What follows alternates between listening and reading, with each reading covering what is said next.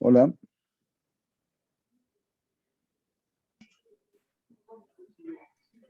Te escuchamos, Jorge. Ok, al fin.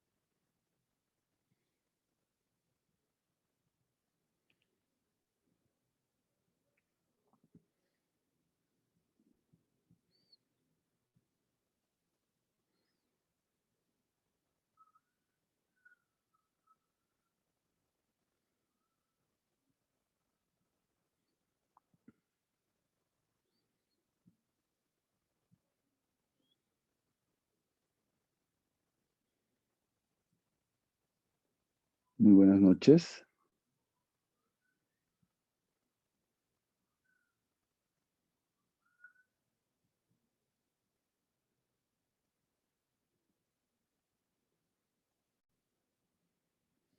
¿Me escuchan?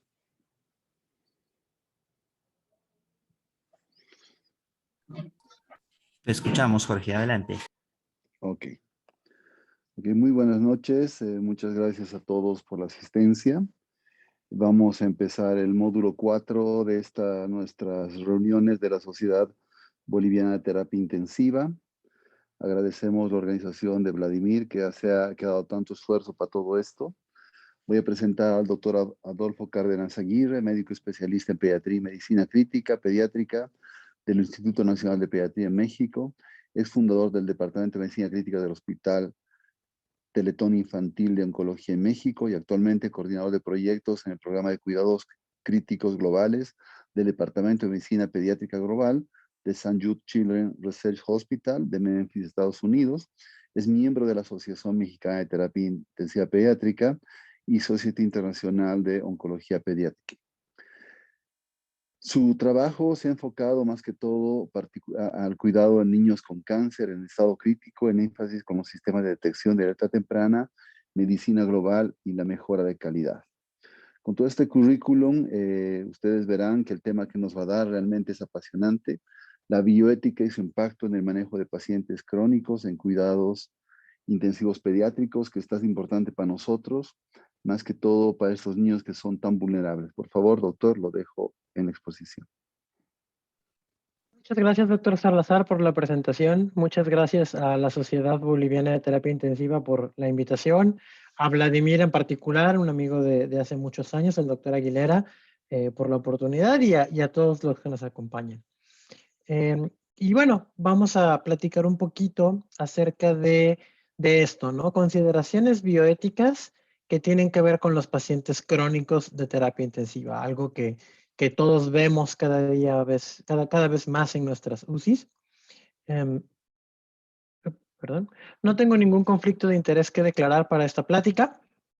Y nuestros objetivos o mis objetivos en estos 25 minutos es que hablemos sobre qué es estancia prolongada en UCI, que podamos platicar un poco acerca de objetivamente cómo les va a estos pacientes, qué nos dice la evidencia, para después empezar a mezclar esto con el abordaje bioético y analizar desde la perspectiva de los principios bioéticos lo que son escenarios comunes a los pacientes crónicos en UCI y platicar un poco acerca de qué podemos hacer para la toma de decisiones de lo que hacemos todos los días en la UCI, que es finalmente a lo que todos queremos llegar, ¿no? Y probablemente con esta plática no tengamos muchas respuestas. Creo que tal vez lo que tengamos más bien son preguntas, pero creo que el verdadero conocimiento empieza de hacernos las preguntas correctas. Y para empezar, pues quiero mostrarles esto, que es un cartón, una caricatura que encontré hace tiempo, que me gusta mucho porque traduce lo que creo mucha gente entiende de terapia intensiva y que es completamente falso, por supuesto, pero creo que mucha gente fuera de los que trabajamos en la UCI todavía tiene esta idea de la terapia intensiva, ¿no? Del paciente grave, que es un paciente que forzosamente va a fallecer, que tiene las de perder, que vamos el pronóstico en contra. Y bueno, esto ha ido cambiando poco a poco. Aquí les muestro, por ejemplo, un diagrama sobre los riesgos de mortalidad en UCI según el desarrollo de las diferentes escalas del índice pediátrico de mortalidad. Pueden ver en verde índices para pacientes con disfunción multiorgánica o SDRA previamente sanos y rojo en pacientes oncológicos. Y bueno, pueden ver cómo en los últimos 25 años más o menos hemos ido mejorando notablemente nuestra posibilidad de supervivencia en la UCI. Esto se ha juntado con una transición epidemiológica importante en la mayoría de los países de desarrollo, de nivel económico de desarrollo medio, y ha llevado a que empecemos a cambiar lo que vemos en las UCIs. Cada vez empezamos a ver menos niños previamente sanos con enfermedad crítica, aunque por supuesto todavía los hay, pero empezamos a ver más niños con enfermedades crónicas, niños con cáncer, niños con cardiopatías congénitas o enfermedades neurológicas. Y estamos también cada vez aprendiendo a preocuparnos más por el estado funcional de mi paciente tras la estancia en la UCI. Es decir, ya no se trata solo de que mi paciente sobreviva, sino de cómo sobrevive y cómo lo regreso a su casa, a la sociedad. Hablamos de estancia prolongada y bueno, esto de acuerdo a la literatura que ustedes consulten van a poder encontrar muchas definiciones, pero en general todas van entre un paciente que tiene más de entre 12 y 30 días en terapia intensiva. Esto constituye más o menos el 5% de los ingresos a la UCI. En el artículo en particular, una corte bastante grande de Singapur que les comparto, fueron de 4.8%, que es lo que está entre corchetes, y pueden ver que tienen una mortalidad reportada que va del 15 al 40%, bastante alta. En esta corte en específico de Singapur, tenían una mortalidad de 20% para los pacientes crónicos versus un 4% para los pacientes en general, es decir, el grupo completo de ingresos a la UCI. Es ya bien conocido que el paciente que tiene una estancia prolongada tiene un riesgo elevado de complicaciones durante la estancia en UCI, como infecciones, como embolismo o trombosis venosa, pero también de salir de la UCI con nuevas comorbilidades, debilidad muscular, problemas de deglución, lesiones pulmonares crónicas. Y por supuesto, lo que va de la mano es esta necesidad incrementada de recursos humanos de atención, recursos en espacios físicos, una cama en la UCI que puede ser un recurso muy preciado dependiendo del contexto, y también recursos económicos que a veces pueden limitar las terapias que les podemos ofrecer a estos pacientes. Por supuesto, en este estudio trataron de analizar, al comparar de entre los pacientes crónicos sobrevivientes versus no sobrevivientes, qué factores podían encontrar como asociados a la mortalidad. Y uno de ellos es, por supuesto, la estancia. Es decir, más allá del corte sí o no entre crónico o no crónico, entre más tiempo esté el paciente en una UCI, mayor es su riesgo de mortalidad, como pueden ver aquí, estadísticamente significativo. Y también la presencia de algunas comorbilidades, particularmente la de oncología, es decir, el niño con cáncer, entre más tiempo pasa en la UCI, también tiene más riesgo de mortalidad. Y esto es hasta cierto punto entendible también si vemos que en el paciente oncológico una enfermedad crítica prolongada puede retrasar la administración de quimioterapia u otros tratamientos necesarios para sobrevivir o curar el padecimiento oncológico. Y por supuesto, la severidad de la enfermedad al ingreso, en el caso de este artículo, medida con el score de PRISM-2. Entonces, entre más grave llega un paciente a mi UCI, más riesgo tiene de, si se vuelve crónico, fallecer en la UCI. Por supuesto, los pacientes crónicos también, igual que los pacientes de población general, entre más intervenciones requieran, todas estas intervenciones se asocian con mortalidad. Por supuesto, y esto es algo que he escrito en población general, pero que este artículo nos demuestra es aplicable también a los pacientes crónicos. La necesidad de reanimación cardiopulmonar se asocia con mortalidad. La necesidad de ventilación mecánica en esta serie no fue estadísticamente significativa, pero mostraba una tendencia hacia allá. Lo que sí fue estadísticamente significativo fue duraciones prolongadas de ventilación mecánica, así como la presencia de infusiones de vasoactivos, la necesidad de terapias de reemplazo renal o de soporte circulatorio extracorpóreo como ECMO. Y también la presencia de complicaciones, es decir, el paciente que pasa mucho tiempo en la UCI y se me complica, especialmente, como pueden ver en esta tabla, con bacteremias asociadas a catéter, que fueron estadísticamente significativas, es el que puede tener mayor riesgo de mortalidad y también el que tiene episodios repetidos de infecciones. 0 infecciones versus 1 versus 2 van aumentando el riesgo. Curiosamente, algunos tipos de infecciones, como las infecciones urinarias, no representaron un riesgo mayor de mortalidad, aunque sí representan un incremento de recursos, ni las neumonías asociadas a ventilación, ni las infecciones de sitio quirúrgico. Y por supuesto, el número de ciclos o cursos de tratamiento antimicrobiano que reciben los pacientes durante su estancia en UCI también se asocia a mortalidad, aunque por supuesto seguro va de la mano con este concepto de infecciones.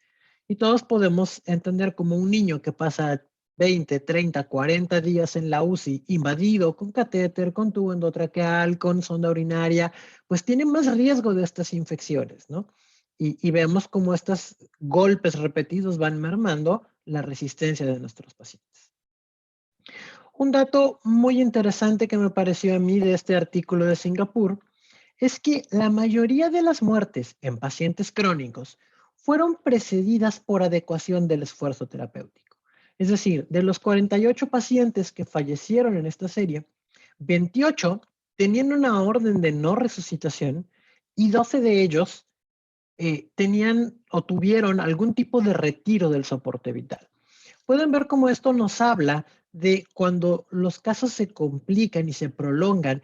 Es muy frecuente que para cuando el paciente fallece, hemos tenido ya conversaciones y estamos de alguna manera anticipando o preparados a este desenlace. Esto, por supuesto, es similar a lo que se encuentra en otros estudios y por eso escogí este estudio de Singapur, porque pues es una perla que nos muestra muy parecido a la generalidad de lo que está reportado en otros estudios. Por supuesto, el hecho de que muchos pacientes fallezcan con adecuación del esfuerzo terapéutico es algo que se vincula a dos conceptos bien importantes en bioética, que es futilidad terapéutica y tratamientos inapropiados. Y ahorita vamos a hablar más en detalle de estos. Y también nos habla de que en estos pacientes crónicos, cuando vemos que el desenlace o el resultado no está siendo favorable, podemos tener este cambio del enfoque de un intento curativo a un intento centrado en confort y acompañamiento. Ahora bien, hablamos un poquito también sobre bioética y hablar de bioética en medicina, pues es tocar los 4 principios bioéticos clásicos que fueron descritos por Beauchamp y Childress en el 79, fueron descritos por ellos en conjunto como 4. Muchas de estas ideas ya habían existido en la historia de la medicina desde mucho antes. Los principios de beneficencia y no maleficencia están escritos desde la Grecia clásica por Hipócrates, por ejemplo, ¿no? Pero fueron Beauchamp Beauchamp y Childress en el 79 los que los agruparon y los llamaron como los 4 pilares clásicos. Y en el mundo ideal, una intervención ética debe cumplir estos 4 criterios. Desafortunadamente no vivimos en un mundo ideal y es frecuente que encontremos conflictos entre estos principios, particularmente entre los principios de beneficencia y no maleficencia versus el de autonomía. Entonces, como un pequeño repaso, recordamos que el principio de beneficencia nos habla de actuar en beneficio del paciente con la intención de ayudar al paciente y hacer algo bueno por él. El principio de no maleficencia nos insta a no causarle daño y esto es muy importante para nuestra evaluación de riesgos porque toda la terapéutica que hacemos, hasta administrar una pastilla de paracetamol o de aspirina conlleva riesgos y tenemos que analizarlos. El principio de justicia que nos habla sobre la distribución de recursos de manera justa y equitativa. Y esto es algo que se puso muy a prueba en muchos sistemas de salud ahora con la pandemia de COVID-19. Y por supuesto el principio de autonomía, que nos habla del valor intrínseco de cada persona y el derecho de cada uno de nosotros a autodeterminarnos, a decidir por nosotros mismos. También es importante que toquemos un par de definiciones importantes distinguimos, o es importante hacer la distinción entre lo que es la futilidad terapéutica y el tratamiento potencialmente inapropiado. Es importante hacer esta distinción porque cuando hablamos de futilidad debemos hablar de algo que es incapaz de alcanzar el efecto fisiológico deseado. Y es muy importante que limitemos la terminología de futilidad a esto precisamente. Es decir, basado exclusivamente en la fisiología. Por ejemplo, pensar que un paciente con muerte cerebral se le puede hacer un trasplante encefálico, por ejemplo, ¿no? Son un concepto obviamente exagerado, pero a veces para estos ejercicios nos ayudan, ¿no? Fisiológicamente es algo que no va a funcionar y lo sabemos. Esto se debe distinguir de un tratamiento potencialmente inapropiado, que es un escenario mucho más común, que es un tratamiento que tiene una posibilidad de alcanzar la meta fisiológica, pero esta posibilidad puede ser ridículamente baja, inapropiadamente baja, o la meta en sí es inapropiada. Por ejemplo, mantener el soporte cardiovascular en un paciente con muerte cerebral, sabemos que el soporte de las aminas mantendrán la presión arterial, pero esto no va a recuperar la vida del paciente. Por el otro lado del espectro, tenemos que diferenciar también el racionamiento de recursos. En este contexto, hablamos de un tratamiento que sabemos va a ayudar a los pacientes, pero que está limitado porque no tenemos suficiente de ese tratamiento para dárselo a todos los pacientes que lo necesitan. Y entonces, estos dos escenarios, el escenario del paciente con tratamientos inapropiados o con tratamientos donde tenemos que racionar algún tipo de recurso, son diferentes, se pueden sobreponer, pero es muy importante que cuando enfrentemos un paciente crónico con estos dilemas, hagamos una diferencia sobre qué enfoque estoy tomando. Estoy tomando el enfoque donde me pregunto si el tratamiento que le doy no beneficia a mi paciente. Entonces, el enfoque de un tratamiento inapropiado o fútil versus tengo este tratamiento que sé que a todos les dará un beneficio, aunque siga pequeño, pero lo tengo de manera limitada y algunos no lo recibirán. Por ejemplo, el ejemplo más común de esto es las camas en la UCI, donde frecuentemente es un recurso racionado porque tenemos un número limitado de camas y un número de pacientes que requieren ingresar a la UCI mayor que el número de camas que tenemos. ¿Qué diferencias tiene? Bueno, hablando de tratamientos inapropiados, por supuesto estamos tratando de equilibrar la autonomía versus la no maleficencia y la no beneficencia. A veces nuestros pacientes, sus familiares, que son los intermediarios, pueden querer continuar un tratamiento que nosotros creemos no le está ayudando al paciente. O a veces al revés, los pacientes quieren retirar un tratamiento cuando sabemos que todavía le puede brindar beneficio al paciente. Estamos hablando de las necesidades de un individuo, el paciente. Y está comparado contra un estándar complejo, porque exactamente lo que es bueno o lo que es mejor no solo depende del espectro médico, sino también del religioso, del filosófico, del personal, etc. En cambio, cuando hablo de racionamiento, estoy hablando del equilibrio entre la justicia y la beneficencia y no maleficencia. Es decir, yo sé que a mi paciente le ayudará este tratamiento, pero ¿a quién se lo doy? ¿Al paciente A, al paciente B o al paciente C? Y este compara las necesidades de varios pacientes entre sí. Frecuentemente nos resistimos a involucrarnos en el racionamiento y decimos que como médicos no es algo que nos compete.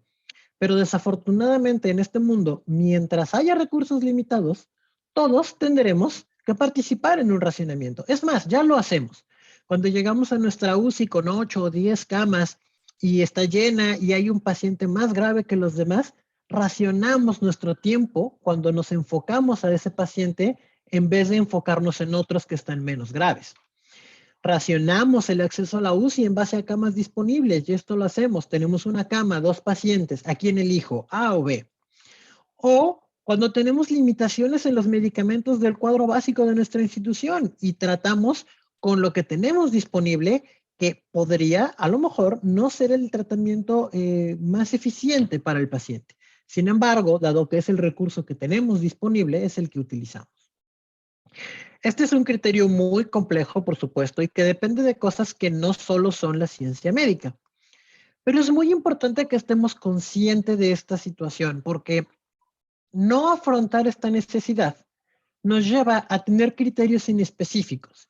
Y cuando nos enfrentamos al problema y no tenemos un criterio definido, entonces tomamos decisiones que pueden ser erráticas. Entonces, ¿qué es lo que debo hacer? Bueno, lo primero que tenemos que hacer, creo yo, es pensar en lo que vamos a hacer antes de que nos ocurra el problema. Frecuentemente empezamos a pensar en estos problemas cuando ya tenemos el paciente intubado en 30 días y los padres nos dicen quiero que lo extuben. Lo empezamos a pensar cuando tengo la UCI llena y solo tengo una cama para 5 pacientes en el área de emergencias. Entonces, es muy importante que desarrollemos estrategias institucionales que nos permitan tener esquemas de pensamiento, formas de abordar estos problemas para que cuando nos enfrentemos al problema ya tengamos la herramienta. Y estas estrategias deben incluir una comunicación proactiva bien importante entre el equipo y los padres y la familia del paciente. Pero también es importante que involucremos de manera temprana expertos en ética y en cuidados paliativos.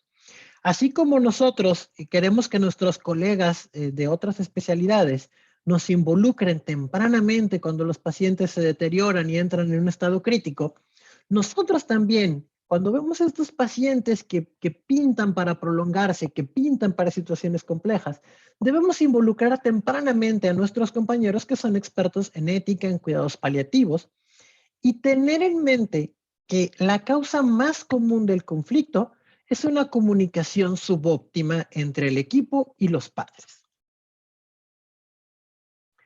Por esto, lo primero que vale la pena es enfocarnos en mejorar la comunicación. Y estos son solo algunos ejemplos publicados en una guía, pues ya de hace bastante tiempo, 15 años, pero es una guía interinstitucional de sociedades americanas y europeas de cuidados críticos, enfocada en adultos, pero que creo que aplica bastante bien, sobre qué podemos hacer para tener una mejor comunicación con las familias de nuestros pacientes. Desde tener reuniones estructuradas entre los profesionales y la familia, integrar servicios de cuidados paliativos o de ética, sobre todo para casos difíciles, saber llevar reuniones con la familia donde podamos establecer consensos como equipo antes de hablar con la familia. ¿Cuántas veces no hemos llegado a hablar con unos padres de un paciente y nuestro colega de otra especialidad dice una cosa diferente a lo que estamos diciendo nosotros? Donde nos sepamos presentar, donde podamos aprender a escuchar y entender la perspectiva de los pacientes para poder saber sus necesidades y lo que ellos consideran bien o mal. No quiere decir que necesariamente hagamos eso, pero es muy importante que lo entendamos y lo incluyamos en la mezcla. Y que podamos hacer un proceso de decisiones conjuntas entre familia y equipo médico, que es muy importante que sea así, conjunto. No es ideal que las decisiones las tome exclusivamente el equipo médico, como en el modelo paternalista, pero tampoco exclusivamente los padres, como en otros modelos donde a veces el médico se presta a hacer todo lo que la familia dice. Es un delicado equilibrio que tenemos que alcanzar y para que la capacitación en comunicación es muy, muy importante. Hay algunos ejemplos y si ustedes buscan seguro encontrarán muchos más simples, más complejos. Yo solo quise traer dos a esta plática con el objetivo, sobre todo, no de promocionar estos dos, sino demostrar que hay formas estructuradas, modelos de pensamiento y de análisis que podemos usar para estos casos que nos ayuden a tomar decisiones. Desde este modelo de 4 pasos, que empieza por el análisis médico, donde yo doy diagnóstico, opciones terapéuticas y cuáles son mis metas. Después paso a entender las preferencias de mi paciente sobre el tratamiento, o en este caso su familia, o sobre sus metas. Por ejemplo, si son padres que prefieren priorizar el aliviar el sufrimiento sobre la supervivencia, o si su preferencia es al revés. Después analizamos la calidad de vida, el efecto de la enfermedad y de los tratamientos en el paciente. Y, por supuesto, considerar los sesgos sobre qué es aceptable. Y, por último, los factores del contexto, culturales, religiosos, legales y económicos, que son muy importantes. Otro modelo, este que les muestro aquí en pantalla, se basa en 6 pasos y si ven es muy similar, pero empieza por solicitar el apoyo de un equipo de expertos. Nuestros colegas de cuidados paliativos suelen ser excelentes para este tipo de trabajo. Informar a los familiares, solicitar segundas opiniones, revisión de comités interdisciplinarios, después permitir o facilitar que el familiar busque o tome otra segunda opción, si hay otra institución dispuesta a hacer algo diferente, más alineado con lo que los padres quieren, el dar esa libertad y, por supuesto, informar a los familiares sobre los derechos legales que competan.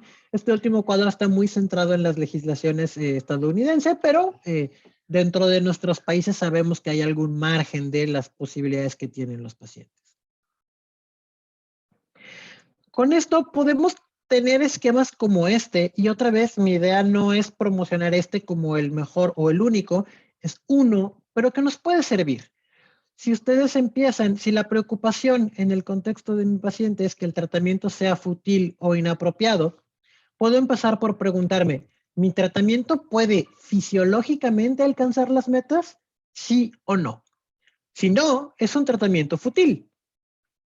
No va a servir. Si existe una posibilidad, entonces tengo que preguntarme, ¿qué dice la ley al respecto? ¿Es algo que se me permite hacer? Aquí la pregunta lo expresa en negativo, ¿no? ¿Es algo que está prohibido? Sí. Entonces es un tratamiento prohibido legalmente o discrecionario legalmente. Por ejemplo, en algunos países el uso de marihuana con fines terapéuticos o sus derivados de cannabis está prohibido. Entonces, si la ley me lo prohíbe, aunque los familiares lo deseen, yo no lo puedo hacer. En muchos países el manejo de órganos para trasplante está regulado por listas federales o listas gubernamentales. Entonces son tratamientos legalmente discrecionales. Yo puedo saber que mi paciente necesita un trasplante hepático, pero no depende de mí conseguir el órgano para el trasplante. Todo lo que puedo hacer es ponerlo en la lista. Pero si el tratamiento no tiene limitaciones legales, entonces me puedo hacer una tercera pregunta. La urgencia del procedimiento. ¿Es urgente tomar esta decisión o no? Si es urgente y tengo límite de tiempo, entonces podemos buscar medidas temporales. Podemos tal vez iniciar algún tratamiento que sabemos que se puede suspender posteriormente si llegamos a completar el proceso y definir que es potencialmente inapropiado. Si no hay presión de tiempo, bueno, hacemos los procedimientos de resolución de proceso y entonces podemos ver con la opinión de externos, de colegas y de todo este análisis basado en bioética, cuál es la mejor perspectiva para nuestro paciente. Y en base a eso, decidir lo que podemos hacer. Para terminar nuestra sesión, vamos un poquito sobre tiempo, les quiero traer 3 ejemplos, 3 pequeños casos, y me disculparán que todos son pacientes oncológicos, pero bueno, es el área donde me he desarrollado. Y me gustaría que repasáramos, aquí pueden usar el chat, si nos quieren poner en el chat preguntas o respuestas sobre lo que vamos a platicar, y analizar un poquito justo los conceptos teóricos que revisamos. Miren, esta es una niña que tenía leucemia linfoblástica, estaba iniciando su tratamiento de inducción de la remisión y desarrolló insuficiencia respiratoria por un gram negativo, pero también aspergilosis invasiva, una patología que saben conlleva un riesgo muy elevado de mortalidad. Estuvo 60 días en ventilación mecánica, con 2 intentos de extubación fallidos, con traqueostomía, daño pulmonar crónico y bulas asociadas a la aspergilosis. Pero la inducción de la remisión fue exitosa. Al día 30 no había rastro de células leucémicas. La paciente desarrolló un evento de neumonía que se asoció. Hay preocupación por parte del equipo médico de que el tratamiento en esta paciente sea potencialmente inapropiado. ¿Qué principios creen ustedes que estarían en conflicto en este caso? Si nos pueden ayudar en el chat de la plataforma para ir respondiendo. Vamos a darles unos 20 segunditos porque tenemos 3 casos. Mientras pueden ver cómo en las siguientes partes de este proceso vimos cómo las preferencias de los pacientes, o en este caso de los padres, deseaban continuar un enfoque curativo y tenía que ver con que la leucemia linfoblástica era de riesgo estándar, con una probabilidad elevada de curación. Pero había preocupación por el estado funcional respiratorio y la posibilidad de dependencia de ventilación mecánica y traqueostomía. En ese momento la demanda de camas en UCI era regular, habitual, pero había excedido el presupuesto gubernamental asignado para esta patología del Fondo de Seguridad Social que tenía. Para nosotros, en aquel momento, encontramos conflicto entre estos 2 principios, beneficencia y no maleficencia. Y bueno, como no me gusta dejar las historias incompletas, les cuento que esta paciente logró curarse de la LAL y tuvo una recuperación funcional completa sin dependencia de oxígeno. Un segundo caso, una niña de 1 año con un meduloblastoma recientemente diagnosticado, que después de la resección tuvo un pobre estado funcional, pero la edad permitía neurohabilitación. Desarrolló choque séptico después de la quimioterapia, se resolvió, sin embargo no la podíamos extubar y así recibió el segundo ciclo de quimioterapia y desarrolló un nuevo evento de choque séptico con SDRA, lesión renal aguda y requirió tratamiento sustitutivo con hemodiafiltración venovenosa. Se aisló un bacilo gram negativo multiresistente y citomegalovirus y se estabilizó inicialmente, pero los biomarcadores continuaban en incremento. Los padres expresaron preocupación por el tratamiento inadecuado. Pensaban que se estaba prolongando el sufrimiento de la paciente. Y entonces, aquí, como les decía yo, ellos expresaron la preocupación, había un riesgo elevado de secuelas neurológicas y había recursos económicos y camas en UCI. Por supuesto, aquí el tema iba entre beneficencia y autonomía para nosotros. Podríamos argumentar que también no maleficencia es un principio involucrado. Y bueno, esta paciente desafortunadamente falleció, pero se hizo en el contexto de retiro del soporte vital, favoreciendo el acompañamiento familiar. Y por último, un caso un poco diferente y algo que tal vez ustedes vivieron todos este año. La UCI está llena con 4 pacientes y uno de ellos se reporta positivo para COVID-19. Teníamos, esta es una UCI pequeña, un paciente postoperado de neuroblastoma con hipertensión pulmonar grave que estaba en destete de aminas con 45 días de estancia, un paciente posttransplantado que se acababa de extubar, un paciente de nuevo diagnóstico con neumonía, que era el paciente COVID positivo, y un paciente operado de restricción de tumor del sistema nervioso central que estaba extubado y solamente en observación. Los otros pacientes se consideraron contactos porque aunque en esa UCI había habitaciones separadas, al no saber que el paciente índice era positivo, había riesgo de contaminación a través del personal. Existe un área de aislamiento COVID y aquí lo que yo les preguntaría es, ¿ustedes trasladarían a alguno de estos pacientes al área de aislamiento? ¿Y cómo asegurarían la cobertura del personal? Y entro un poquito en el contexto. Aquí no consideramos las preferencias de los familiares. ¿Por qué? Porque estamos en un enfoque de racionamiento de recursos. Todos los pacientes se benefician de la UCI, pero tenemos que escoger cómo vamos a distribuir los recursos. Y entonces no podemos incluir en ese juicio a los familiares de los pacientes, porque obviamente cada uno de ellos va a querer escoger que los recursos vayan para su paciente. Esto fue en el contexto de demanda alta de camas en UCI, con limitación severa de recursos humanos. Verán, aunque el área de COVID tenía suficiente equipamiento tecnológico para funcionar como una segunda UCI, teníamos solamente un equipo de médicos y enfermeras. Y si dividíamos a los pacientes, no íbamos a poder cubrir las dos áreas con médicos y enfermeras especialistas. Entonces, entramos en un conflicto entre justicia, establecer de manera equitativa los recursos que tenemos y no hacerle daño a nuestros pacientes, manteniendo un paciente positivo a COVID con otros 3 de alto riesgo para complicaciones, pero que no eran positivos para COVID.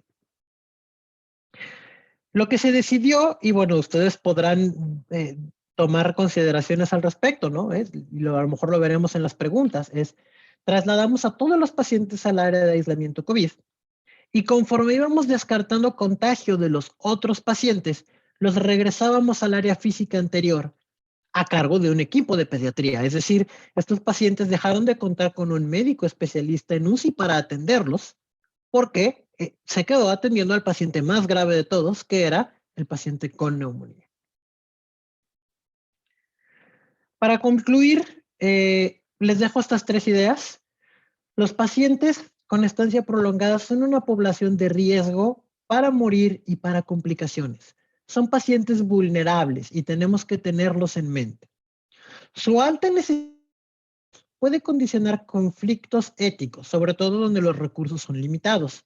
Y tal vez debería cambiar aquí la palabra puede por condicionará, porque es algo a lo que si no nos hemos enfrentado, nos vamos a enfrentar. Por eso es importante que tengamos una estrategia para abordar estos dilemas éticos desarrollada desde antes y que incluya el apoyo de especialistas donde están disponibles y la comunicación temprana de manera efectiva. Muchas gracias. Creo que las preguntas serán al final, así que por mi parte es todo.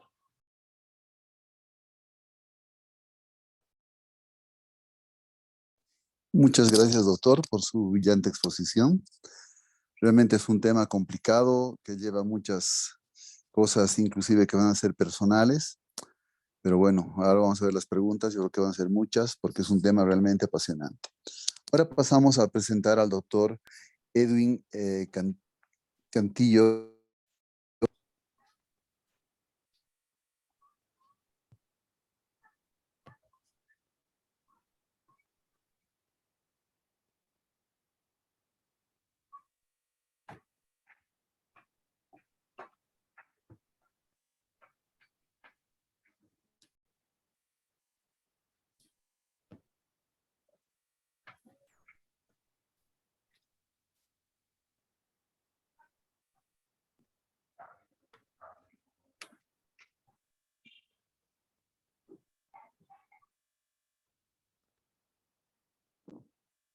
Buenas noches.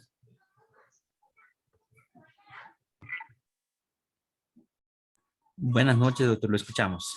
Ok, no escuchaba la...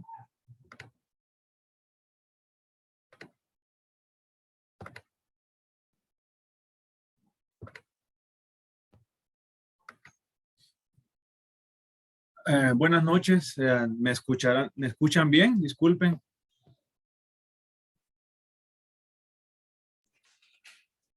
Claramente, doctor. Bueno, buenas noches. Para mí es un honor esta noche poderme dirigir a ustedes en estos 20 minutos para hablar de un tema que es interesante, a la vez es muy discutible, pero también es importante debido a todo lo que, como lo mencionaba el doctor Adolfo, los cambios que están surgiendo con las enfermedades crónicas, también con el cambio climático que está provocando muchas catástrofes y también desastres naturales. Es importante determinar cuál es el papel que están jugando y cuáles son las prioridades de nuestros pacientes para ingresar a las unidades de terapia intensiva, llámese polivalentes o monovalentes. Agradezco al doctor Vladimir Aguilera haberme invitado a este importante educación médica continua, y para mí, como les menciono, es un honor compartir con ustedes. Quiero mencionar que no tengo ningún conflicto de interés que declarar. Siempre lo menciono, que el conflicto único es el ser un alumno eterno, el aprender día a día y aprender de todos. Mi objetivo al final de esta plática es que identifiquemos algunos modelos de priorización en los que, al priorizar, dependiendo, sobre todo utilizando scores de gravedad, se beneficien aquellos niños que pueden requerir una unidad de cuidados intensivos pediátricos. Así como vamos a conocer que probablemente las respuestas, si una UCI polivalente va a ser mejor sobre una UCI monovalente o al revés, probablemente no tengamos la respuesta correcta, porque va a depender de muchos factores. ¿Y de qué factores principalmente puede depender? Bueno, del involucramiento de dos recursos valiosos, pero el más fundamental, el recurso humano. El recurso humano capacitado desde el médico hasta enfermería, hasta los niveles de interconsultantes y todo lo que nosotros tengamos alrededor de una UCI polivalente o monovalente. Claro, alrededor de todos estos puntos existe el recurso económico, que también es muy importante, diríamos que es fundamental para los insumos que nosotros requerimos para el manejo de estos pacientes. Es importante que incluso desde 1953, no solo 40 años, se ha venido hablando de las diferentes formas en cómo dividir los pacientes y cómo atenderlos de una mejor manera en cuidados intensivos. Pero en los últimos 40 años, las unidades de cuidados intensivos han ido cambiando de una manera dramática, e incluso en países de bajos recursos económicos. En países que tienen recursos económicos altos, tienen niveles de unidades que las pueden dividir adecuadamente. En cambio, nosotros hemos tenido en países con bajos recursos, valga la redundancia, que dividirlos en espacios que muchas veces no terminamos realizando las diferentes terapias adecuadas que el niño amerita. Estos mejoramientos drásticos ha ido en base a objetivos, como sobre todo, y bien lo decía el doctor Adolfo, centrado en el niño y centrado en la familia, respetar aquellos derechos que el niño tiene para que este niño disfrute de un nivel lo más alto posible de salud. Y desde allí parte la importancia de tener unidades, llámense polivalentes, monovalentes, específicamente médicas o quirúrgicas, especiales, en las cuales se van a beneficiar mucho mejor los niños y van a tener un nivel de salud mucho más adecuado. Y que también se le garantice una calidad asistencial, pero sobre todo que con esa calidad asistencial se le brinde una seguridad a los pacientes, evitando sobre todo los errores que se puede cometer, porque existen ya literaturas en las cuales los errores médicos, los errores de enfermería son bien frecuentes. ¿Y qué es? Desde esta publicación del 2017, hecha por colegas brasileños, se preguntaban qué es lo que nosotros los que trabajamos en unidades de cuidados intensivos como criterios de admisión deberíamos tener, o qué modelos nosotros deberíamos tener. Bueno, no solo desde el 2017, existen teorías desde 1953, como les decía, en el que modelos de priorización, además de los modelos de ingreso de los pacientes por daño de órganos o sistemas o multisistémicos, el modelo de priorización va a seleccionar los pacientes siguiendo un sistema de clasificación que se va a estructurar en priorizar los pacientes de acuerdo a la necesidad, pero también a la probabilidad de beneficiarse de ese ingreso. Y la plática anterior del doctor Cárdenas es muy importante porque influye acá, además de los recursos económicos, también la teoría de la bioética y de la ética en el beneficio que los pacientes tengan.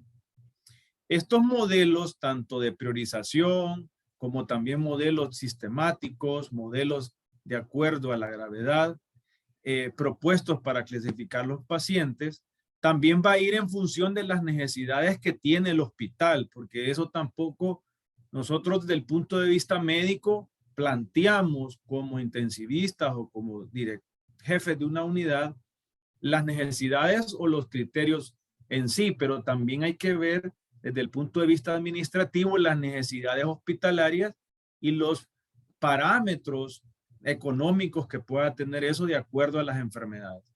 En este sentido, las enfermedades crónicas o esos niños que desde que nacen, que están en recién nacidos, en unidades neonatales y que se vuelven crónicos, que después son de cuadros neurológicos, que son los que más llegan incluso a unidades de terapia intensiva de manera consuetudinaria, es los que más recursos económicos lleva.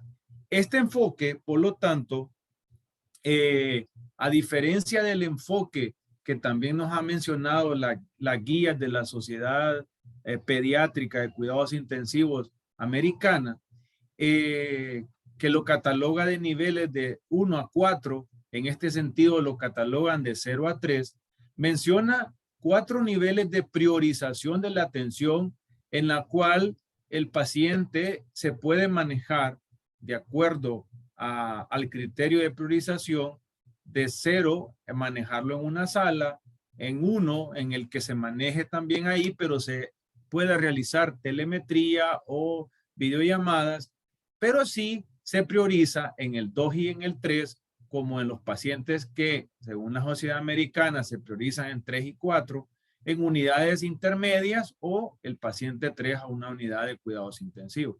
Sobre todo, recordando que en nuestros hospitales en América Latina probablemente no existan unidades específicas de paliativos o para este tipo de pacientes crónicos que ya son terminales y que generalmente están en salas pediátricas y que son presentados a cuidados intensivos, pero que ya no se benefician de estar en una unidad de terapia intensiva ni intermedia porque ya su patología de base no lo amerita.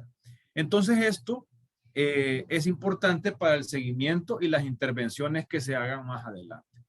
Entonces, todas estas guías que se han desarrollado en base a criterios de admisión por órganos y sistemas, por órganos que fallan, van a proporcionar una facilidad para que tomemos decisiones, y el triaje juega un factor fundamental. También nos ha proporcionado clasificar a los pacientes en un nivel de cuidado más apropiado, y también eso nos ha permitido valorar si el tratamiento que nosotros damos de manera intensiva, intentando regresar al niño a la funcionalidad normal, es potencialmente beneficioso o no va a ser beneficioso para el paciente.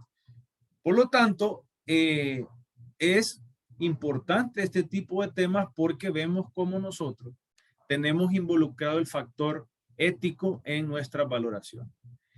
El triage no solo se realiza para los pacientes que están en la emergencia, sino que también, como se ha mencionado, en las unidades de cuidados intensivos se vuelven esenciales. ¿Por qué? Porque muchas veces nos toca de 4, 6 o 8 pacientes priorizar y hacer triaje de los 8 o 6 que tenemos, o 10 o 12 si solo hay un médico intensivista, asegurar el uso óptimo y equitativo de los recursos para esos pacientes, e incluso dentro de los mismos 8, los mismos 4 o los mismos 10 que tengamos, porque esto también pasa por los recursos que nosotros contamos. ¿Y qué hacemos con eso? Garantizar la seguridad y un tratamiento adecuado y precoz de los pacientes, en primer lugar, más graves, ¿verdad? Y también asociado con lo que hablábamos de los desastres naturales y catástrofes, cuando existe escasez, epidemias, catástrofes y escasez, sobre todo porque los presupuestos, cuando son limitados, se terminan y tenemos nosotros que hacer un uso racionado de algunos recursos. Pero ¿qué pasa también si nosotros en esas unidades de cuidados intensivos hacemos un triaje inadecuado o infatriaje? Incrementan los riesgos de muerte. ¿Por qué? Porque cuando nosotros a todos los vemos de una misma manera, podemos subestimar patologías o cuadros que de repente puede ser que tengan alguna recuperación. Al mismo tiempo, el sobretriaje también puede provocar intervenciones lesivas y también asignar recursos inapropiados y gastarlos de manera derrochante, de una manera que se derroche. Entonces, como bien lo decía el doctor Cárdenas, y en la vida es importante, el equilibrio que nosotros podemos tener a la hora de determinar qué tipo de criterios de admisión vamos a tener para nuestras unidades va a ser importante. Entonces, esto va a recaer finalmente en los últimos de la cadena de supervivencia del niño crítico, que somos los intensivistas pediátricos o los colegas de pediatría que están en unidades de cuidados intensivos. Tras haber considerado a todos los colegas implicados. Y qué bien que lo mencionaban anteriormente, porque tenemos que implicar a la mayoría de recursos de colegas profesionales que nosotros tengamos. Y en esta parte, sobre todo en los niños crónicos o terminales, es muy importante tener a las personas de cuidados paliativos, psiquiatría, psicología, que intervengan en este tipo de pacientes, porque en nuestros medios cada día hay mucho más avalancha de niños con estas enfermedades, y los niños oncológicos que en muchos países no entran a unidades de terapia intensivas polivalentes porque los ven también como que no tienen recuperabilidad, como que todo niño que tiene un cáncer se va a morir, también implica aplicar estos conceptos. Entonces, estos algoritmos y protocolos van a ser útiles, pero sin embargo, como bien lo dice la diapositiva, nunca va a suplantar el papel de los intensivistas. O sea, al final, cuando uno lee estas guías y protocolos de guías de ingreso a unidades de cuidados intensivos, le menciona de que queda en está protocolizado y está en algoritmos, pero al final es la valoración del médico intensivista o del pediatra intensivista que va a determinar el ingreso del paciente. Hace del 2018, en esta revista, de Anesthesia and Critical Care Pain Medicine, los franceses, los colegas franceses, mencionaban, ellos tienen casi 960 hospitales en toda Francia y tienen más de 5,000 camas de cuidados intensivos, tienen mucha, igual que probablemente lo hace Estados Unidos, Inglaterra, grandes países, las UCIs generalmente el 50% de ellas son polivalentes. Aquellas UCIs que son generales, en las cuales podemos tener pacientes desde condiciones médicas hasta condiciones quirúrgicas especiales. De estas, ellos mantienen más o menos equiparado el 20% son quirúrgicas y solo médicas constituyen el 12% y las distribuyen a manera adecuada en todo el país. Lo que les quería traer con esta carta al editor que me pareció importante es que ellos al final, para hacer criterios de ingreso a estas UCI, sobre todo las polivalentes, era que se basaba en la presencia de al menos 2 fallas orgánicas con riesgo de muerte. No lo hacían hasta el 2018 con tanto énfasis como lo hace la guía americana de cuidado crítico en base a riesgo por sistemas o por órganos o por daño multisistémico o por posquirúrgico o por trasplante o por otras patologías. Ellos mencionan también que los pacientes que tenían solo un órgano insuficiente eran remitidos a esas unidades de cuidados agudos especializadas y los pacientes que se estabilizaban por una insuficiencia orgánica eran ingresados a una unidad de cuidados intermedios. O sea, un ejemplo de un cuadro de un estado de una sepsis que puede ser por una neumonía, si estabilizaban su falla respiratoria por aportándole un sistema de alto flujo de oxígeno a ese paciente y el paciente mejoraba, no pasaba como en el caso en Honduras, por ejemplo, en el cual al no existir unidades de cuidados intermedios y solo existir una emergencia y existir una unidad de cuidados intensivos, el paciente al tener esa falla respiratoria con ese criterio, ya los colegas de la emergencia lo presentan y es un criterio para pasarlo a terapia intensiva. Entonces ellos no, como se hace en otros países, el niño pasa a áreas especializadas agudas donde se le continúa la estabilización o unidades de cuidados intermedios. Entonces al final, para determinar nosotros cómo priorizar el ingreso a unidades de cuidados intensivos polivalentes, es poner en la balanza generalmente si la enfermedad es reversible y si esa enfermedad al revertirse va a reducir el riesgo de la muerte. ¿Por qué? Porque niños extremadamente enfermos con una escasa supervivencia, y aquí es donde se incorporan los scores de gravedad que podemos hacer para las diferentes patologías, y también que un colega nos presente un paciente para un monitoreo preventivo en una enfermedad que no es grave, entonces tenemos que sopesarlo mucho y se va a inclinar más aquello de una enfermedad reversible que vamos a reducir la muerte porque tiene generalmente algo que lo va a llevar a la muerte. Entonces, eso al final queda, a pesar que existan los protocolos, va a quedar en la valoración y el reconocimiento del médico de terapia intensiva pediátrica. Entonces, este niño que va a ingresar y que se presenta, tenemos que preguntarnos si tiene un riesgo de deterioro agudo grave, tiene una descompensación neurológica, hemodinámica, una falla multiorgánica o cualquier inestabilidad post-intervención quirúrgica o el monitoreo de ser invasivo. Este era el criterio en base de ingreso en relación a los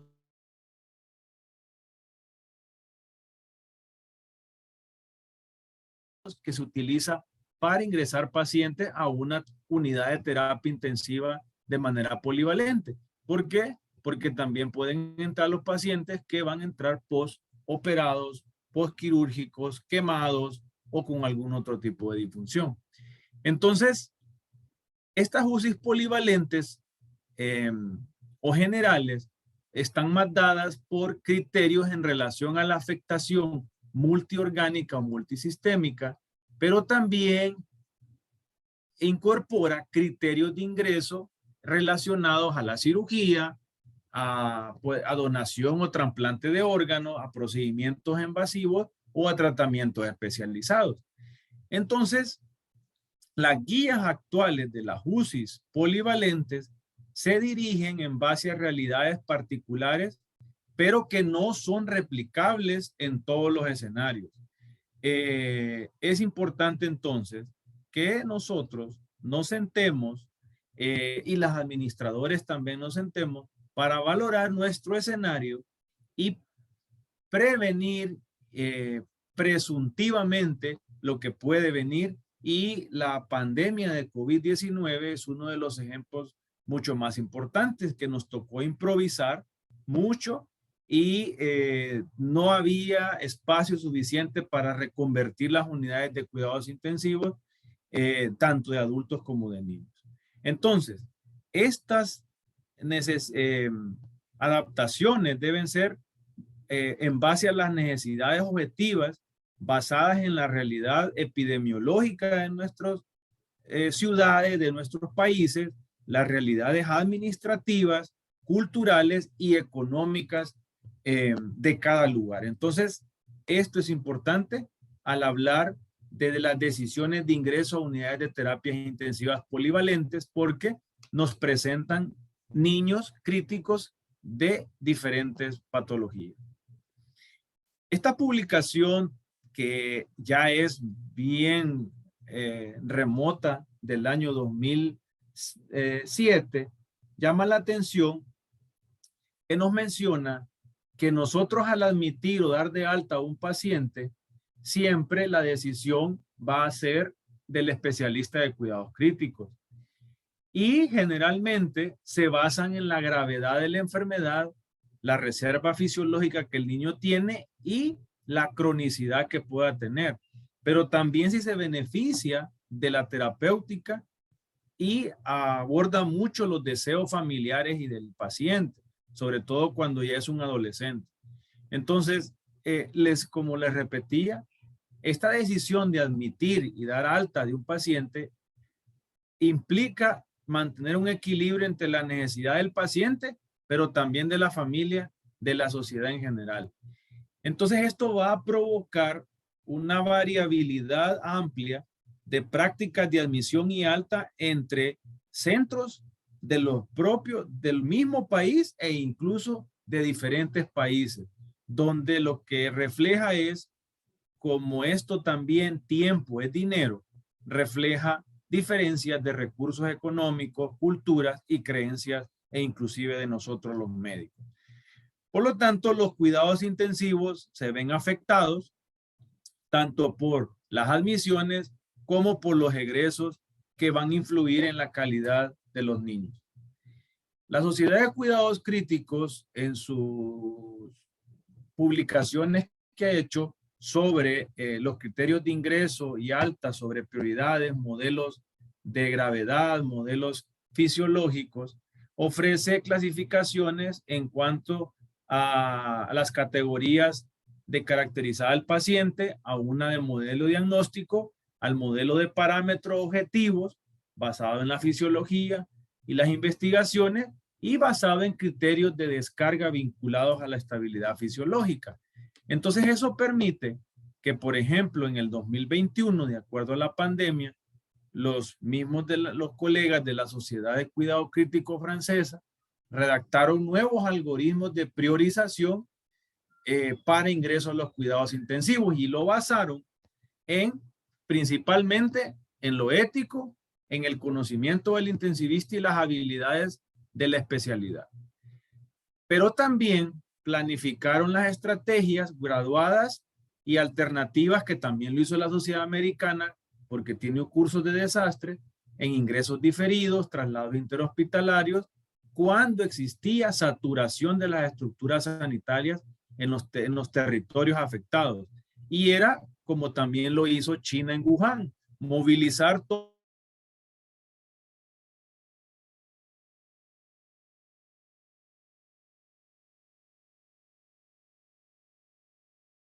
porque hubo países donde cada quien miraba cómo se podía salvar y se adaptaba la estructura sanitaria a la realidad que tenía.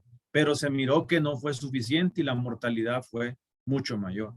Entonces, esto también hay que tenerlo en cuenta, porque esto puede dar datos a riesgo de manipulación política, legal, mediática, de que a través de crisis se pueda manipular con algún fin político este tipo de estrategias de admisión a unidades de cuidados intensivos, sobre todo polivalentes generales.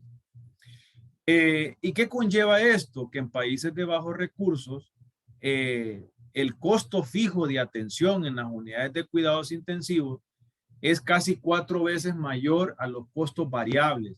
Entonces, costos fijos son aquellos, por decirles, el pago de los recursos humanos, el día cama, etcétera, que lo que es costos variables de acuerdo al tipo de pacientes específicos quirúrgicos, que de los cuales depende mucho de los insumos que utilicen. También el costo depende del tipo de la enfermedad. Esto provocaba más estadía prolongada y ventilación, que esto también aumentó los costos.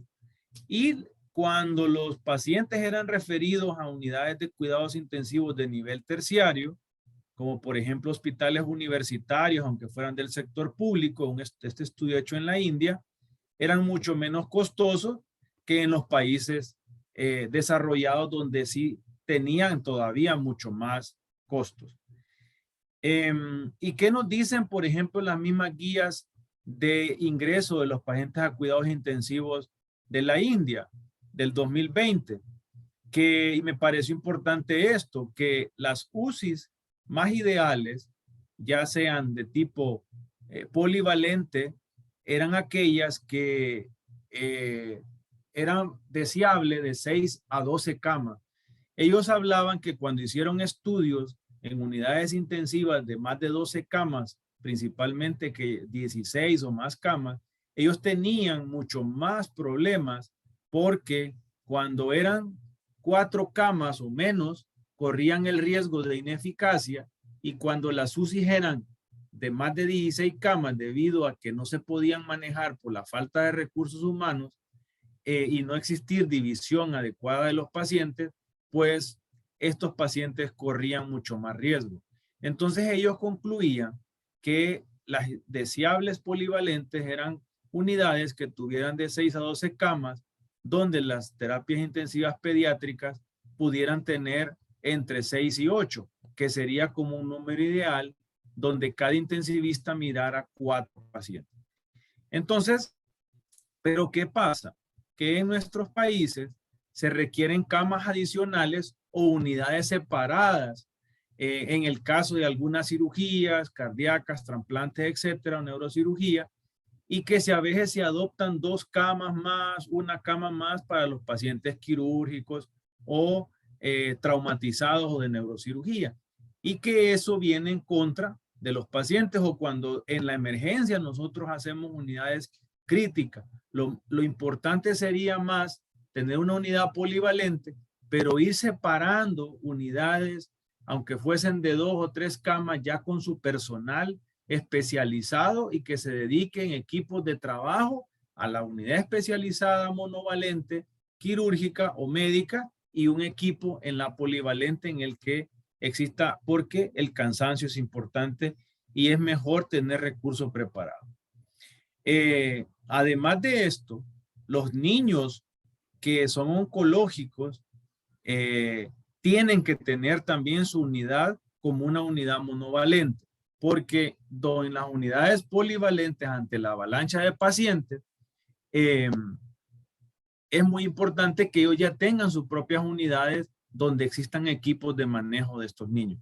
Porque generalmente, si nosotros vemos los criterios de ingreso a unidades de nivel 3 de cuidados intensivos, son muy diferentes y probablemente este tipo de niños no tengan cupos en nuestros países. Entonces hay que crear unidades de admisión niveles 2, o unidades dependientes, o donde se les pueda brindar o separar a esos pacientes para el manejo, como lo menciona la misma guía. Entonces, en el 2007, el doctor Marcos Irola Ferrer y sus colaboradores presentaban una carta también al editor sobre las unidades polivalentes, sobre monovalentes en España, y hablaban sobre todo de los costos directos o indirectos, que eran los más importantes.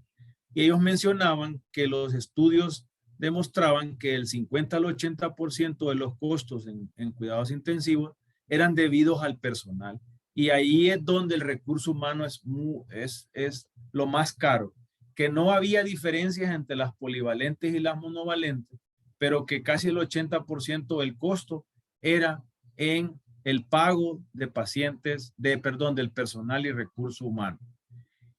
Y que los pacientes supervivientes, por ejemplo, en el 2007 en medicina intensiva, solo justificaban el 66% del gasto. Entonces, y que representaban a veces un mal pronóstico de estos pacientes. Por lo tanto, no era justificable incluso tener unidades tan especializadas por los costos que tenían. Eso era en el 2007, pero que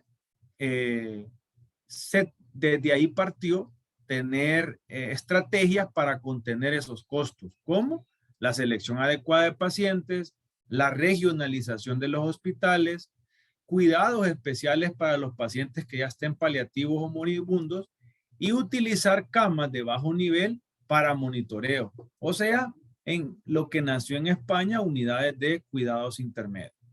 Entonces ellos proponían un método analítico diferente del valorar por priorización, en el cual valorar de forma objetiva, repetible y cuantificable en base a la gravedad del paciente, en base a la necesidad del esfuerzo terapéutico y los resultados, medidos por supervivencia y calidad de vida crónicamente.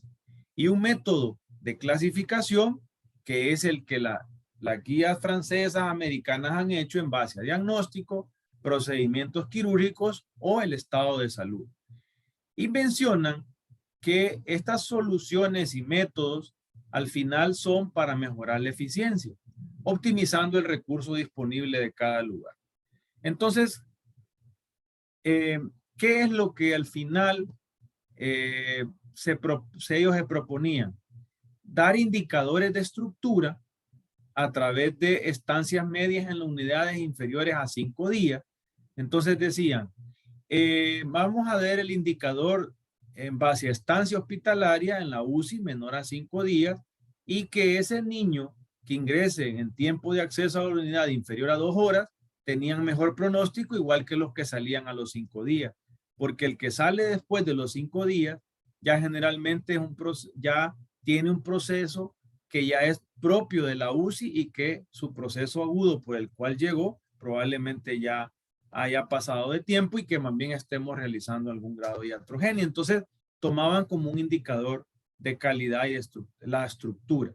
Indicadores de procesos era valorar el índice de qué tanto procedimiento diagnóstico y terapéutico hacíamos y qué tanto se cumplían esos protocolos y guías de práctica clínica.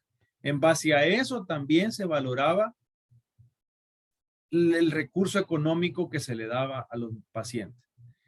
Entonces, para finalizar, la organización y la gestión de la asistencia de las unidades polivalentes, que al final pueden tener mucho más valor en nuestros países debido a la avalancha de niños de muchas patologías y a la falta de recursos económicos, es que podemos hacer una mejor distribución de los pacientes en función del requerimiento que el niño tenga.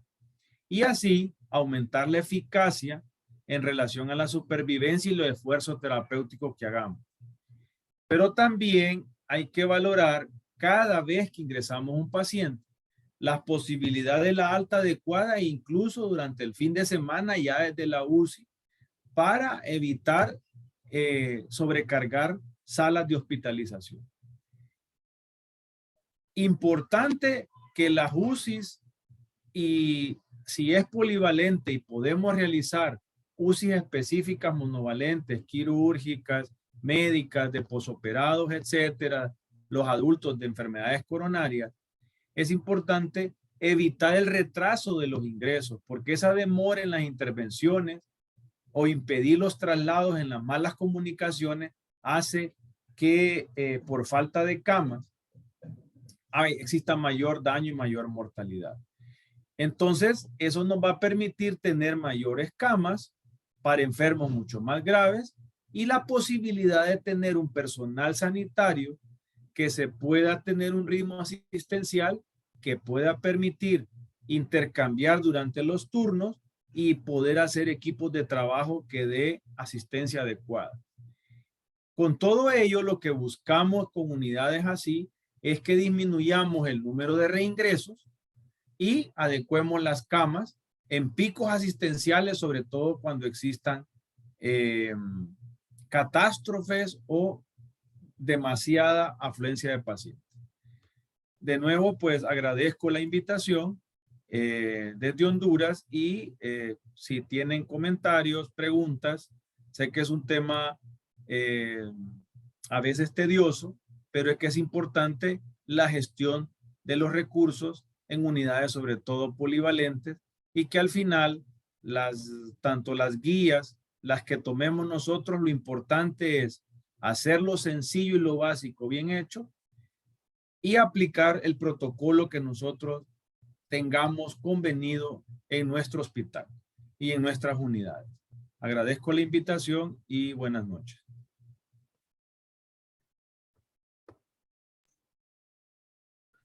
Muchísimas gracias, doctor Cantillano. Realmente este es un tema sumamente importante, mucho más en el escenario que nos toca también vivir acá en cuanto a las terapias polivalentes.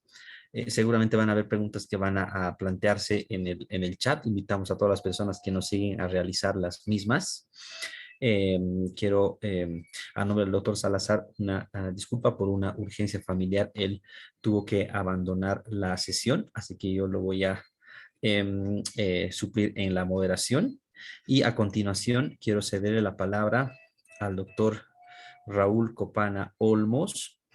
El doctor es médico pediatra intensivista con maestría en salud pública, docente de pediatría y del posgrado de la Facultad de Medicina de la Universidad Mayor de San Simón.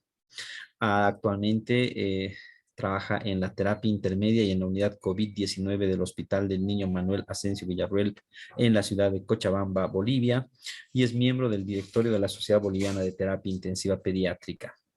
Doctor Copana, agradecemos su participación y queremos evidentemente conocer su punto de vista en relación a lo que representa el manejo del paciente crónico dentro de las unidades de cuidados intensivos pediátricos.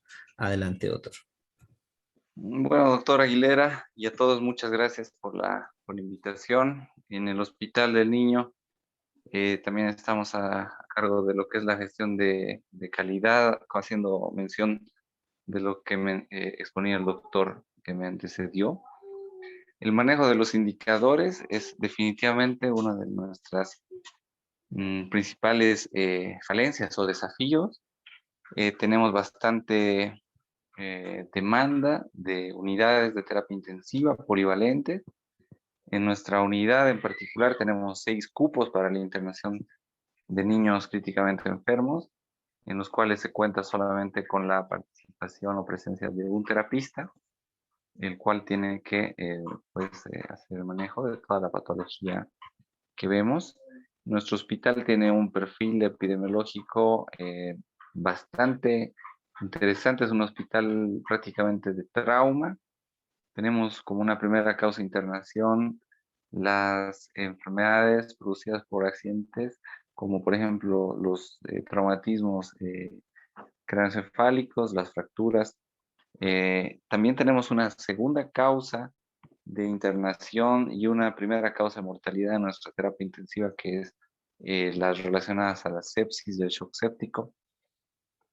Todo esto nos permite, digamos, no solamente brindar una atención especializada con mayor énfasis en estas áreas, sino también el tener una cierta línea de investigación sobre estos temas dentro de nuestra distribución territorial. Cochabamba, que es el departamento donde se encuentra el Hospital Manuel Asensio Villarreal, se hace cargo también en brindar colaboración a departamentos próximos, como por ejemplo el de Oruro, el norte de Potosí y la parte amazónica sur del Beni. Haciendo mención también a la primera participación, comentar que es bastante importante lo mencionado en cuanto a las consideraciones éticas. Si bien los principios de beneficencia, no maleficencia, justicia y autonomía forman parte de digamos, de un enfoque principalista de la ética que nosotros aplicamos con bastante relevancia. También tenemos dentro, ¿no?, un código deontológico que nos permite guiarnos también cuando tenemos que tomar alguna cierta decisión difícil. El hospital, de la misma manera, cuenta con un comité de bioética que brinda su consejo en momentos de decisiones difíciles de tomar, siempre tratando de hacer que la familia forme parte del equipo de salud al momento de la toma de las decisiones.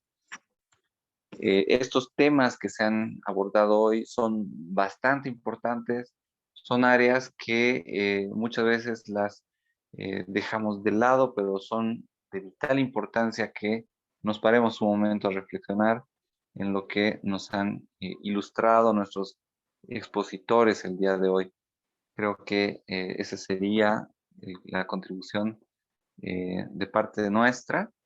No hacemos llegar un agradecimiento a todos los expositores, especialmente a nuestros expositores del día de hoy por sus brillantes temas.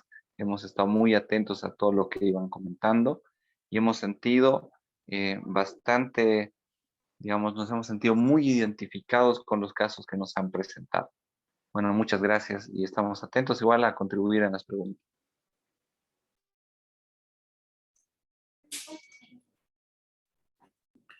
Muchísimas gracias, doctor Copana. Creo que los puntos que acaba de mencionar son muy importantes dentro de lo que representa la realidad en nuestro país. En mi caso, también fungía como segundo panelista en la sesión para poder comentar el tópico relacionado con las unidades polivalentes y estos criterios y sobre todo prioridades de ingreso de pacientes a las unidades de cuidados intensivos. Creo que es una realidad que nos toca vivir mucho. Hablando de la experiencia propia acá en la ciudad de La Paz, en la sede de gobierno y uno de los puntos troncales en cuanto a los departamentos en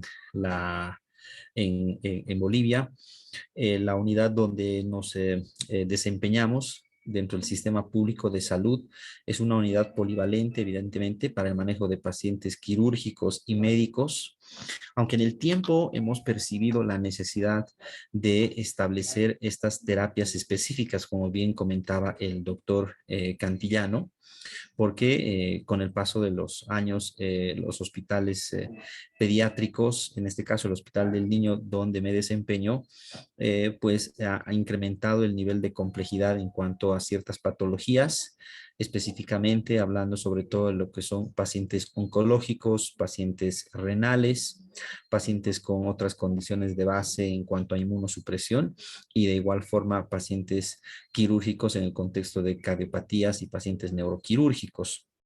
Sin embargo, en ese sentido, siempre nos planteamos este dilema del ingreso de pacientes a la UCIP cuando tenemos estas unidades habitualmente saturadas, con una tasa de ocupación que generalmente no reduce del 90% y buena parte del año la tenemos en un 100%. Es una unidad que les hablo de 9 unidades en las cuales la mayor parte del tiempo, pues vuelvo a reiterar, tenemos este problema. Y nos planteamos este dilema bioético de a qué pacientes debemos darles prioridad. Y creo que rescato muchos de los conceptos que planteaba el doctor Cantillano y que se aplican muy bien a nuestra realidad como servicio, y que va muy de la mano también de algunos conceptos que planteó el doctor Cárdenas. Dentro de ellos, para rescatar, uno va de la mano lo que es manejo multidisciplinario y comunicación entre los dos grupos o entre los grupos a cargo del manejo del paciente, para que se pueda definir claramente a dónde queremos llegar, cuáles son los objetivos que buscamos, y algo que representa un desafío en el cual estamos tratando de trabajar cada vez más es el involucro familiar. Bien mencionaba el doctor Cárdenas en su plática, se tiene que buscar un equilibrio a la hora de tomar la decisión para el paciente sin establecer que los planteamientos y las decisiones del equipo médico sean las únicas y válidas, y tampoco solamente querernos basar en los deseos de los padres. Buscar ese equilibrio es muy importante y va muy de la mano de lo que represente la comunicación de todo el equipo de trabajo a cargo del paciente.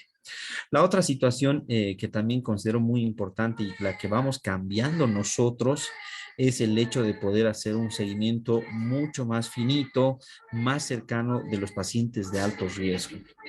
Todavía a veces acá resulta un dilema en algunas situaciones cuando nos plantean la posibilidad de conocer a un paciente oncológico y simplemente plantearlo en ese contexto, es decir, conocerlo en el sentido de que el paciente pueda tener alto riesgo de deterioro o descompensación durante su evolución en las siguientes horas o días.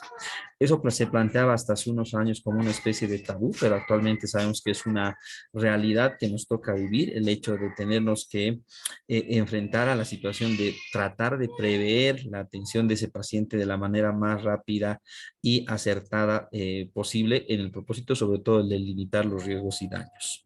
Y creo que dentro de lo que representa nuestro sistema de salud, una cosa importante y trascendental en la que aún tenemos mucho por trabajar es en el manejo de los sistemas de referencia y contrarreferencia.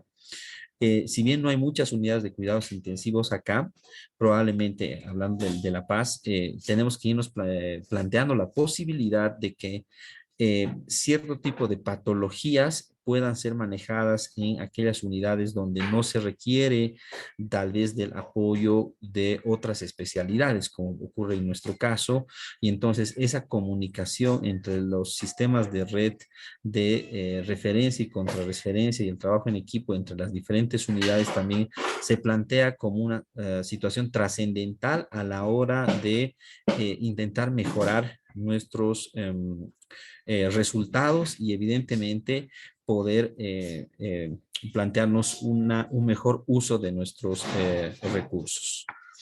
En ese sentido, creo que tenemos mucho por hacer. Creo que otro elemento trascendental en el cual tenemos que ir trabajando en el contexto de cada región es en la elaboración de protocolos y de definir estas prioridades y criterios de ingreso en función de lo que nos toca vivir en cada una de nuestras realidades, evidentemente basados en los entornos y en los planteamientos de otras guías, pero saberlas adecuar a nuestras realidades. Creo que ese es el comentario que quería realizar sobre este punto. Y a continuación los invito brevemente a que podamos responder algunas preguntas que se han planteado en el grupo de chat, por favor.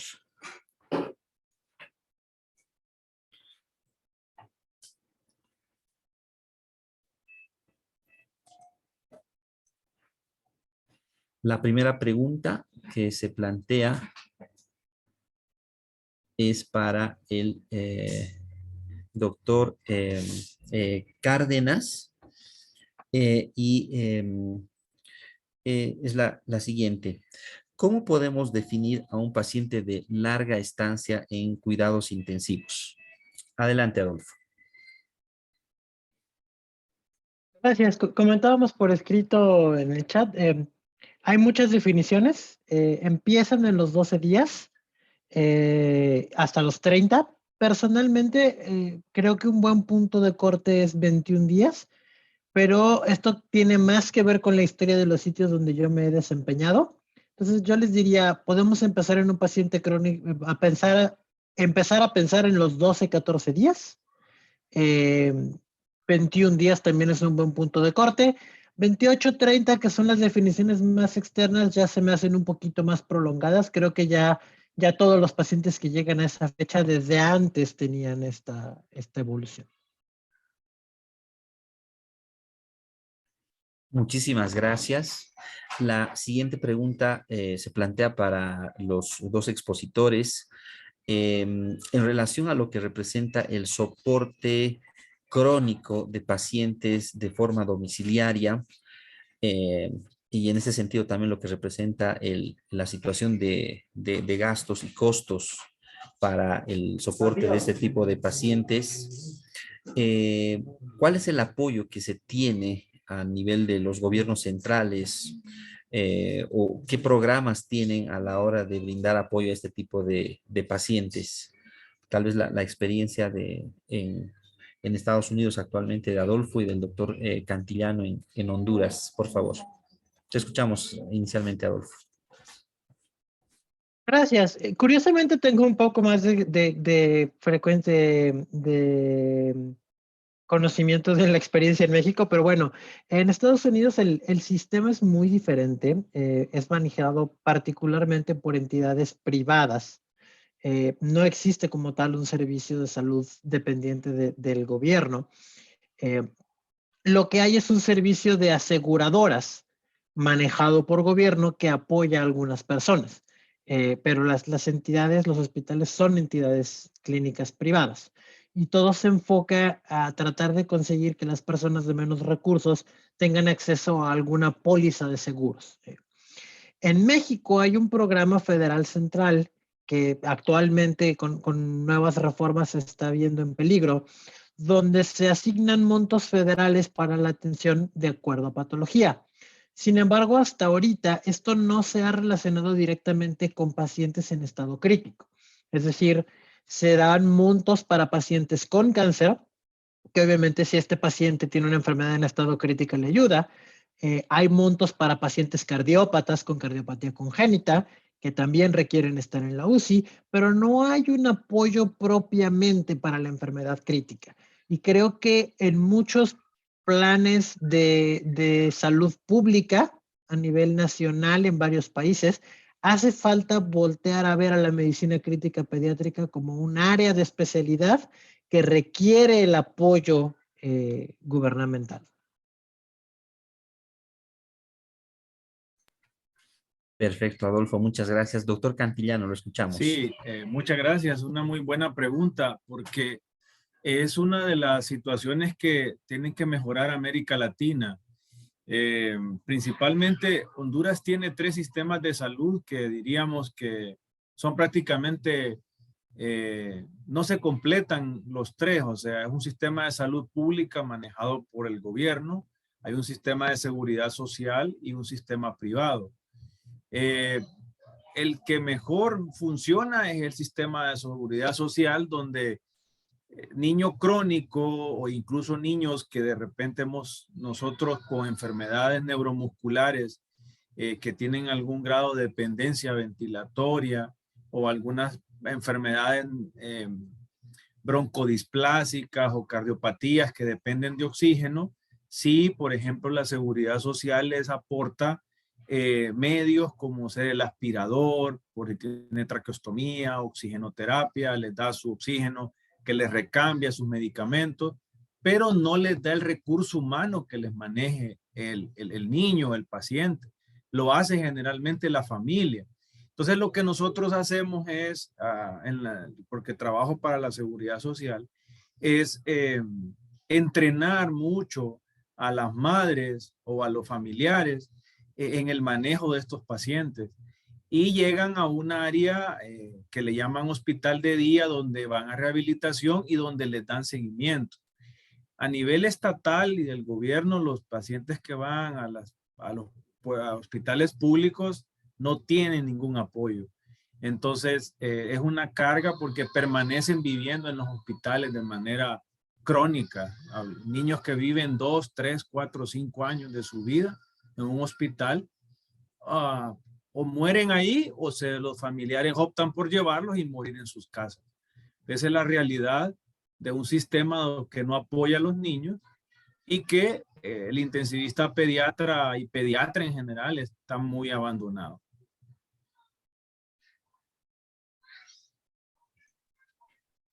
Perfecto, doctor. Muchísimas gracias. Raúl, no sé si quieres comentar algún dato de nuestra realidad.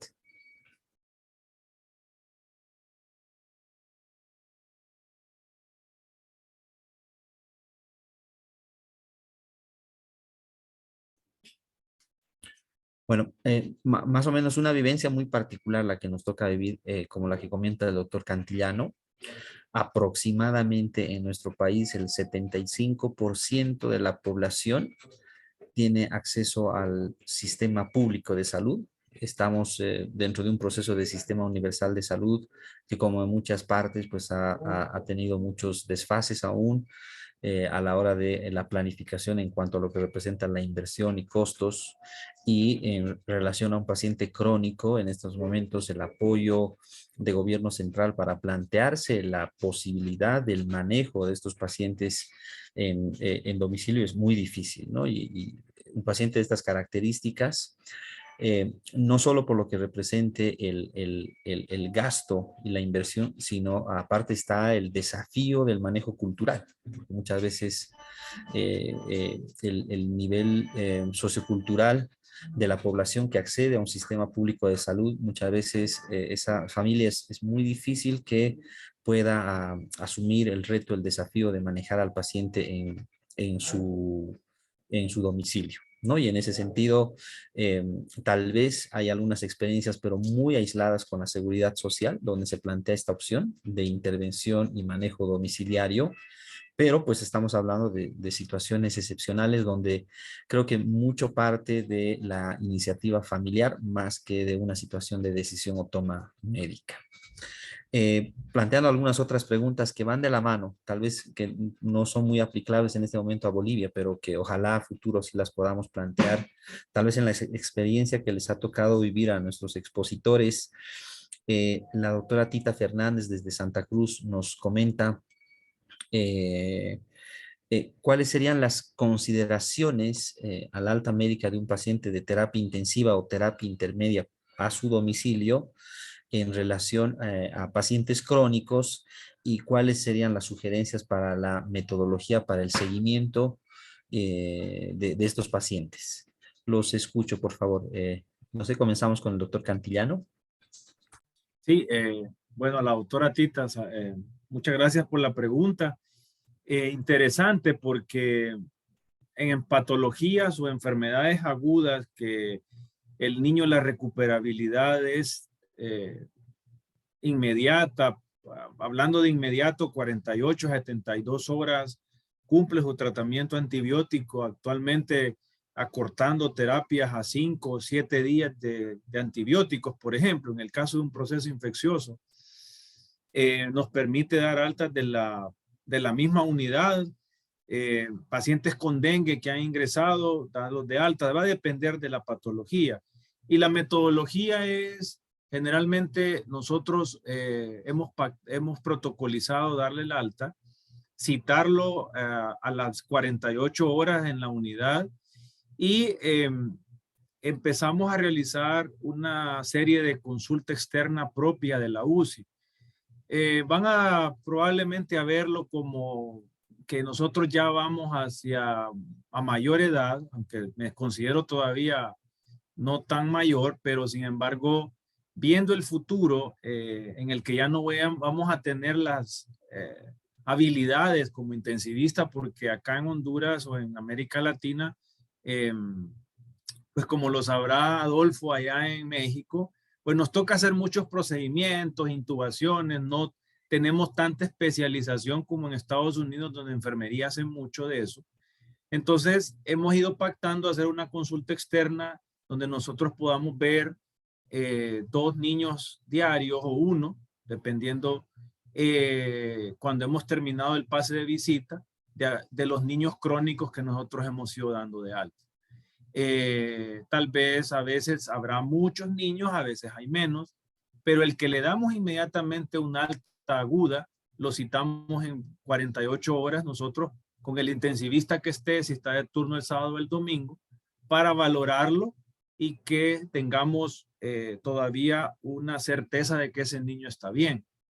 No hemos podido establecer una metodología aunque existe videollamadas, videos, pero tenemos situaciones de inseguridad donde no podemos tampoco dar nuestros teléfonos, no tenemos un teléfono propio de las unidades para poder hacer videollamadas y dar seguimiento, pero sí lo citamos en la unidad, tenemos un espacio e intentamos ir copiando un poco un modelo español que hacen en el Hospital La Paz de España. Entonces, en ese punto hacemos ese tipo de metodología al alta y nos ha funcionado en muchos pacientes. Poco reingreso de esos niños. Muchas gracias, doctor. Adolfo, te escuchamos, por favor. Gracias. Bueno, yo estoy muy contento de que el doctor Cantillano haya empezado a responder esta pregunta, porque la verdad es que es un tema donde debo reconocer que no tengo experiencia. No he tenido la oportunidad de trabajar en modelos que funcionen así, pero concuerdo con el doctor Cantillano. Creo que las 2 claves para que un modelo así funcionara deben ser, 1, el seguimiento, y 2, la capacitación a los padres antes del alta piso sobre los cuidados que deben tener, ¿no? Y bueno, un tercero que tal vez no depende tanto de nosotros, pero lo que también platicó el doctor Cantillano, el tema de disponibilidad de recursos para el familiar en su casa, ¿no?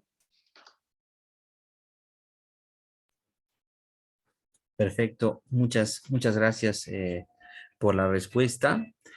Adolfo, al doctor Cantillano, creo que ya por razones de tiempo, hay algunas otras preguntas que se han planteado dentro del grupo de chat y también en el grupo de preguntas y respuestas, pero que han sido absueltas de forma escrita. Les agradezco mucho a nuestros participantes por esta medida. Pues bueno, por razones de tiempo y la verdad que nos sentimos muy contentos, muy satisfechos y agradecidos por la participación de nuestros expositores y nuestros panelistas el día de hoy, al doctor Adolfo Cárdenas, como habíamos comentado al principio, un amigo de varios años y que me siento muy feliz de poder reencontrarnos ahora a distancia, pero siempre es un placer poder intercambiar puntos de vista en este tipo de escenarios y plataformas. Y al doctor Cantillano, la verdad, un honor haber contado con su participación, con su experiencia y conocimiento. Creo que estos lazos que se han ido formando en estos últimos años en Latinoamérica y lo que estamos demostrando que podemos hacer en cuanto a desarrollo de artículos e investigaciones es muy importante, realmente aportando mucho y tomando en cuenta el porcentaje de la población mundial a la cual corresponde a esta parte del continente. Intercambiar y conocer estas experiencias para nosotros es muy importante y sin lugar a dudas nos ayuda dentro de este proceso de crecimiento. Y los dejo, por favor, con sus últimas palabras antes de cerrar la sesión. Adolfo, por favor. Gracias, pues gracias a todos por acompañarnos, por sus preguntas, por escucharnos. Por supuesto, por ahí estaba mi correo, estoy seguro que también en la plataforma lo podrán compartir. Y bueno, un gran honor, como siempre, poder coincidir contigo, Vladimir, también con el doctor Cantillano, que no tenía el gusto de conocer, y bueno, encantados de poder participar.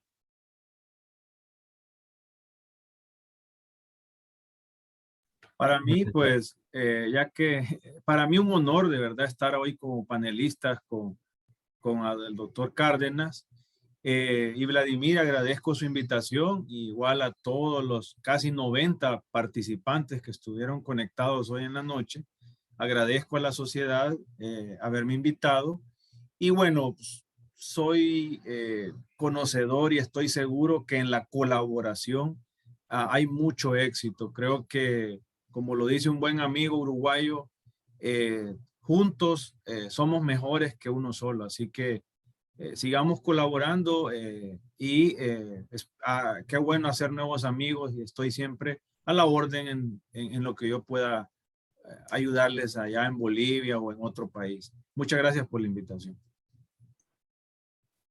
Muchísimas gracias a ambos y pues nada, agradecer a todas las personas que nos han seguido a través de la plataforma y en realidad un agradecimiento general por el apoyo y por haber seguido el curso durante todo este semestre. Creo que los objetivos han sido cumplidos y pues nada, esperemos que al siguiente año podamos desarrollar un curso con características similares, seguramente con otros tópicos, pero dando la oportunidad de poder intercambiar estos puntos de vista.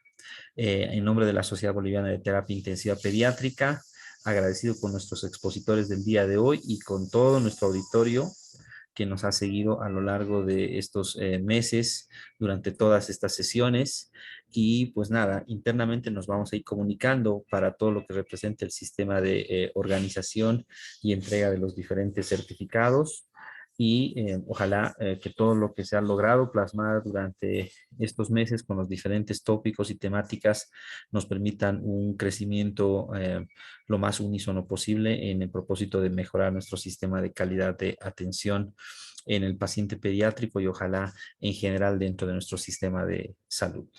Muchas gracias a todos y muy buenas noches.